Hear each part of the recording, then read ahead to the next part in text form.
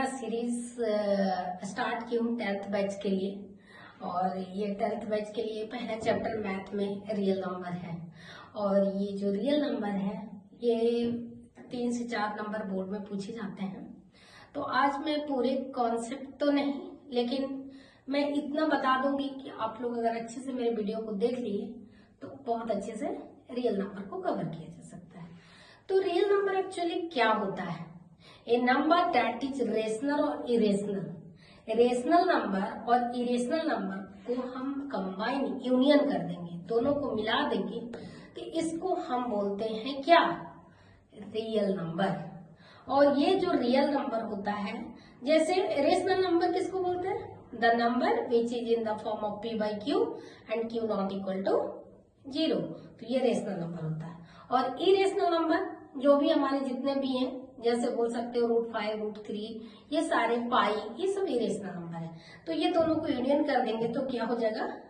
Real number. और इसको capital R से डिनोट करते हैं।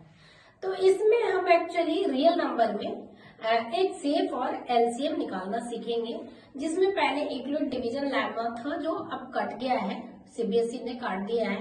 तो अभी सिर्फ फैक्टराइजेशन मेथड से HCF और LCM निकालना सीखेंगे। तो मान लो कि एक नंबर ले लिया 27300, इसको निकालना है प्राइम फैक्टराइजेशन मेथड। तो इसके लिए बच्चे सबको डिविजिबिलिटी रूल बहुत बचपन से 6, 7 से पढ़ते आ रहे होंगे।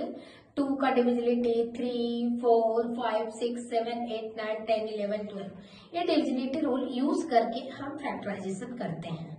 तो पता है अगर लास्ट डिजिट इवन नंबर होगा तो 2 से होगा। इसी तरह सारे अभी डिविजिबिलिटी रूल बता नहीं सकते क्योंकि लंबा हो जाएगा हमारा वीडियो। तो यहाँ 27300 है, तो इसको सबसे पहले 0 है तो 2 से डिवाइड करेंगे, तो 2 से डिवाइड करेंगे तो 13650 आ जाएगा। फिर अगेन 2 से डिवाइड करेंगे तो 6825 आ जाएगा। इसके बाद देखो, अब 2 के बाद हम 5 है तो डायरेक्ट 5 में जंप नहीं करेंगे, कोशिश करेंगे कि 3 से देखें। तो 3 का डिविजिबिलिटी रूल चेक करते हैं, नंबर को ऐड करते हैं। तो नंबर को ऐड किया 6825, तो हमारा क्या आ गया? ये 3 से डिविजिबल है, तो 3 से किया तो 2275 आ गया। अगेन इसको 5 से डिवाइड करते हैं तो 45 आया, फिर 5 से करते हैं, इसके बाद 7 के टेबल से 13 आ गया। तो ये जो हुआ ये प्राइम फैक्टराइजेशन हुआ। अब इसमें क्या होता है प्राइम फैक्टराइजेशन मेथड में? अब हमारे पास मान लो कि नंबर 2, 3 दिया हुआ है, तो 3 को अलग अलग प्राइम फैक्टराइजेशन करेंगे और उसमें जो एलसीएम के लिए लिस्ट कॉमन मल्टीपल देखेंगे और HCF के लिए हाईएस्ट कॉमन मल्टीपल देखेंगे। तो एक क्वेश्चन मैं और लेती हूँ, वो क्वेश्चन क्या है? Find the LCM and HCF of 9, 117 and 729। तो इसको 9 का प्राइम फैक्टराइजेशन किया तो क्या आया? 3 into 3। इसी तरह 117 को प्राइम फैक्टराइजेशन किया तो 3 into 3 into 13 आया। इसी तरह 729 को किया तो 3, 3, 3, 3, 3, 6 पर आया। अब इनमें से जो देखो LCM के लिए लिस्ट कॉमन लेना है, तो LCM में list common 3 to the power 6 आया और 13 ये लिख लिया और इसको मल्टीप्लाई कर देंगे तो LCM हो जाएगा। और HCF में जो होगा हाईएस्ट कॉमन तो 3 to the power 2 आ रहा है, तो HCF 9 हो गया और LCM 3 to the power 6 into 13 हो गया। तो ये हमारा फैक्टराइजेशन मेथड था। अब इसमें क्या है कि देखो हमारा जब भी product of HCF and LCM जो होगा equal to product of 2 natural number के बराबर होता है। तो यहाँ पे एक HCF दिया हुआ है, क्वेश्चन है find the HCF of bracket 8,648 by prime factorization method and hence find the LCM। तो देखो यहाँ 2 नंबर है, 6 है और 648 है। तो हम क्या करते हैं, जब 8 को फैक्टराइजेशन करते हैं तो 2 into 2 into 2 to the power 3 आता है, और 648 को करते हैं तो 2 to the power 3 into 3 to the power 4 आता है। तो यहाँ पे जो HCF हमारा आ गया 2 to the power 3 आ गया।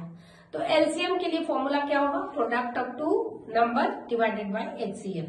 तो 2 नंबर क्या है? 8 into 648 बाई HCF कितना आया? 2 to the power 3, तो ये कट गया तो 648 आ गया। ये हमारा बेसिक कॉन्सेप्ट था रियल नंबर में। अब हम बात कर रहे हैं इरेशनल नंबर जो होता है वो p by q फॉर्म में नहीं होता है, पता ही बता दिया। तो यहाँ पे प्रूफ करने के लिए आता है एक क्वेश्चन जो 3 नंबर का डेफिनेटली बोर्ड में आना ही आना है।